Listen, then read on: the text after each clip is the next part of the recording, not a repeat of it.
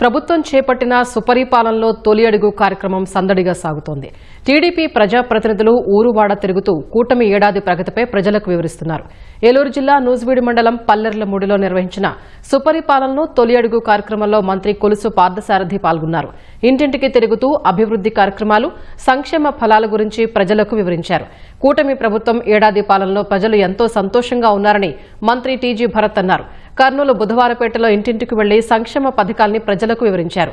బుధవారపేటలో నూతనంగా ఏర్పాటు చేసిన పార్కును ఎంపీ బస్తిపాటి నాగరాజుతో కలిసి మంత్రి భరత్ ప్రారంభించారు.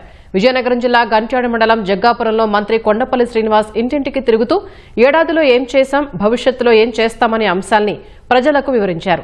ఏడాది పాలనలో ఉత్తరాంధ్ర అభివృద్దికి బాటలు వేశామని వెల్లడించారు.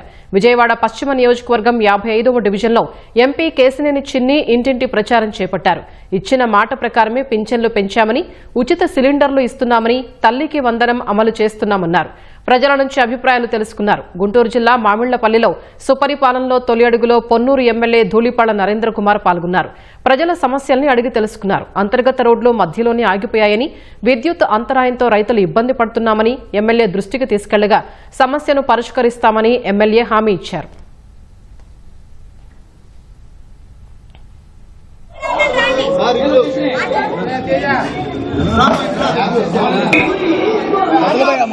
ప్రజల దగ్గర పోయి మన సంక్షేమ పథకాలు కానీ, అభివృద్ధి పనులు కానీ ఏం చేశామో ప్రజల దగ్గరికి పోయి చెప్పడము, వాళ్ళకు కూడా ఒక క్లారిటీ ఇవ్వడం, ఏమన్నా ఏమి ఇస్తున్నాము అనేది వాళ్ళకు ఒక క్లారిటీ ఉంటుంది.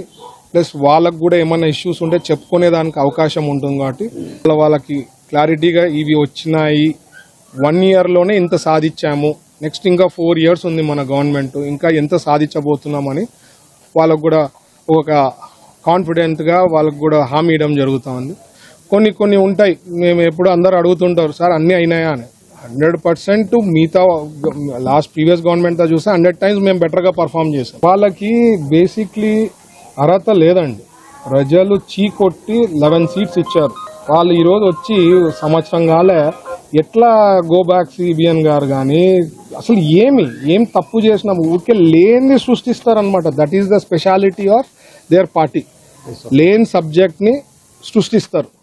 ప్రజానికానికి అందరికీ కూడా గడిచిన సంవత్సర కాలంలో ప్రభుత్వం చేసినటువంటి మంచి కార్యక్రమాలన్నీ కూడా తెలియజేస్తూ గౌరవ ముఖ్యమంత్రి వర్యులు చంద్రబాబు నాయుడు గారు ఎటువంటి పరిపాలన ఎలక్షన్లో చేసినటువంటి ప్రామిసెస్ అన్ని కూడా ఫుల్ఫిల్ చేశారు. ఆ ఫుల్ఫిల్ చేసిన విషయాన్ని అందరికీ కూడా తెలియజేశాము.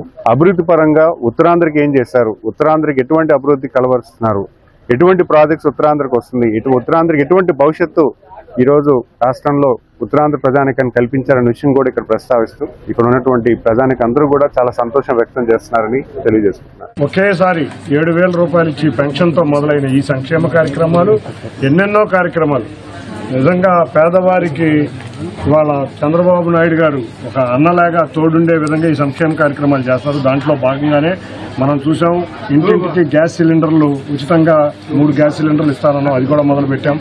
అంతేకాకుండా గౌరవ ముఖ్యమంత్రి నారా చంద్రబాబు నాయుడు గారు ఎప్పుడైతే ఉచిత బస్సు ప్రారంభిస్తున్నారో ఆటో కార్మికులు ఇబ్బంది పడకుండా 14వ తారీఖుకే 15,000 రూపాయలు ప్రతి ఆటో వ్యక్తికి వేసే విధంగా ప్రణాళిక కూడా రూపొందించుకోబోతున్నాం. కాబట్టి ఎటువంటి ఇబ్బంది లేకుండా ముందుకు తీసుకెళ్తాం. ఈ ప్రభుత్వం ముఖ్య ఉద్దేశం అమరావతి రాజధాని కూడా రాబోతుంది. ఇక్కడ ఉన్న పిల్లలందరికీ మంచి భవిష్యత్తు, ఉద్యోగాలు కూడా రాబోతున్నాయి.